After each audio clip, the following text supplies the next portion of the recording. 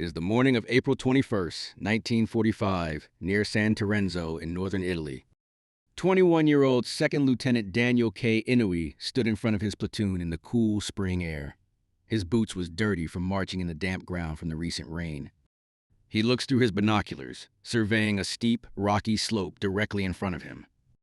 There, 3 German machine gun positions stopped an assault of the 442nd Regimental Combat Team. The 442nd was a special regiment, as they are composed primarily of Japanese-American soldiers. Some of the soldiers were held in internment camps prior to joining the regiment, and many still had family interned while they were serving. They were initially barred from service and classified as enemy aliens. But this was reversed as the war progressed due to manpower needs and political pressure. Many commanders expressed skepticism, but the 442nd was about to prove their worth. Lieutenant Daniel surveyed the position. The rocky slope made the approach difficult and dangerous. The 3 German machine gun positions were dug in deep and had overlapping fields of fire. They couldn't move, and every time the division tried, they were thrown back by heavy fire. The advance had stalled. That was when Lieutenant Daniel gritted his teeth and made a decision to try break the deadlock. Without orders, he advanced alone, crawling directly into the machine gun fire. The first burst kicked dirt and stone around his boots. Undeterred, he kept climbing. After crawling to within 5 yards of the first enemy machine gun position, he pulled a grenade and threw it at the machine gun nest. He took another grenade and threw it again. The explosion silenced the machine gun nest, but he had no time to celebrate.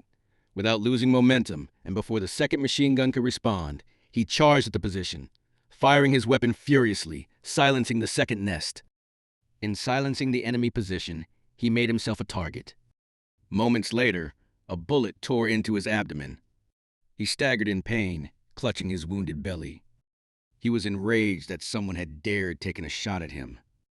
He ignored the wound and pushed forward toward the third machine gun nest.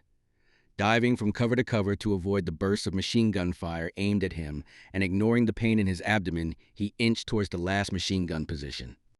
At what seemed like forever, and gasping in pain, he managed to crawl into striking position. But as he pulled the pin on a grenade and readied himself to assault, the unthinkable happened. One of the German machine gun crew threw a grenade towards him. Lieutenant Daniel tried to take cover, but it was too late. It exploded at his side, knocking the wind out of him and slamming him to the ground. The blast nearly severed his right arm. But in an extraordinary piece of luck, he saw his grenade was still being held by the hand of his mangled arm. With determination bordering on insanity, he pried the grenade free, switched it to his left hand, and threw it into the enemy position. The throw was deadly accurate. The explosion tore through the final machine gun nest, taking it out of commission. Only when he realized that the last machine gun was silenced did Lieutenant Daniel allow himself to collapse. Medics rushed to him, and he survived, but the damage to his arm was too great, and it had to be removed. For outstanding valor and determination, Lieutenant Daniel was initially awarded the Distinguished Service Cross, the Army's second highest decoration for valor. He would survive the war, and in 2000, a review of his citation found that he had acted far beyond the call of duty. His Distinguished Service Cross was upgraded to the Medal of Honor. He passed away on December 17, 2012, at the age of 88. Please like and subscribe for more.